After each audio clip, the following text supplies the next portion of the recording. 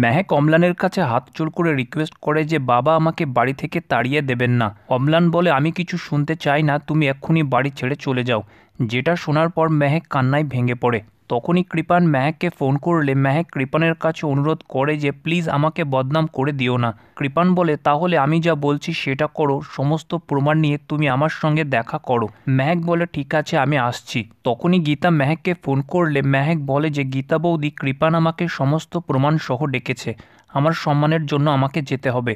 গীতা মেহেককে নিষেধ করে দেয় আর বলে যে তুমি যাবে না, তোমার বদলে আমি যাব। তারপর ওদেরকে দেখাবো কোর্টের বাইরে গীতার হাত কেমনভাবে চলে।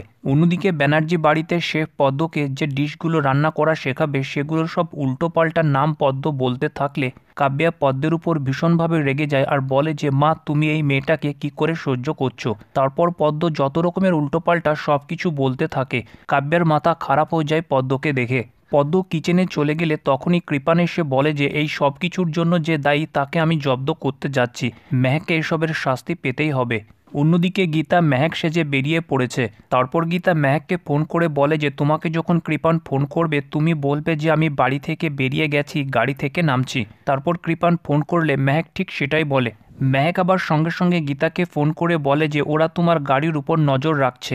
গীতা বলে আমি জানতাম, দেখো আমি ওদের এবার কি অবস্থা করি। তারপর গীতা গাড়ি থেকে নেমে কৃপানের বলা জায়গার মধ্যে চলে যায়। কৃপান তার গুন্ডাদেরকে ফোন করে বলে যে গীতা ভিতরে ঢুকে পড়েছে, ওকে তুলে নে। কৃপান বলে মেহেক তুমি আমাকে ঠকিয়েছ, দেখো এবার আমি তোমাকে কিভাবে বদনাম করি। তারপর গীতা কৃপানের দেওয়া জায়গায় প্রবেশ করলে একটা গুন্ডা এসে গীতার মাথায় বন্দুক লাগায় আর বলে যে এবার চুপচাপ আমার সাথে চলুন, কৃপানবাবু গাড়ির মধ্যে আপনার ওয়েট করছে। তারপর গীতা গুন্ডাটার কাছ থেকে বন্দুকটা কেড়ে নিয়ে তার গালে চড় মারতে শুরু করে আর বলে তোর কৃপানবাবুকে ফোন কর আর বল মেহেক ভিতরে ডাকছে। গুন্ডাটা ভয়ে গীতার কথা মতো সেটাই করে। তারপর কৃপান মেহেক ডাকতে ডাকতে ভিতরে এলে গীতা কৃপানের মাথায় বন্দুক লাগায় আর গীতাকে দেখে কৃপান প্রচণ্ডভাবে অবাক হয়ে যায়।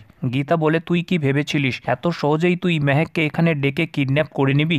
যেটা বলে গীতা কৃপানকে একটা চড় মারলে কৃপান তার গুন্ডাদেরকে গীতাকে মারতে বলে। তারপর গীতা কৃপানের সমস্ত গুন্ডাদেরকে একে একে মেরে তাদের সবাইকে ধরাশায়ী করে দেয়। তারপর গীতা পঙ্কজকে ফোন করে সেই অ্যাড্রেসটা বলে ওখানে ডাকতে লাগলে ওই মুহূর্তে পেছন দিক থেকে গীতার মাথায় আঘাত করে ধীমান সেন আর গীতা অজ্ঞান হয়ে সঙ্গে সঙ্গে মাটিতে লুটিয়ে পড়ে। ধীমান বলে গীতা এলএলবি, তুমি একটু বেশি ওড়াউড়ি করছিলে, তুমি নিজের লিমিটটা ভুলে গেছিলে, তাই তোমাকে শেষ করা জরুরি ছিল। ওদিকে পঙ্কজ গীতাকে আবার কন্ট্যাক্ট করার চেষ্টা করলে গীতার ফোনটা নিয়ে ধীমান সেন ফোনটা কেটে দেয়। পঙ্কজ টেনশনে পড়ে যায় যে গীতার সাথে কিছু হয়ে গেল কিনা।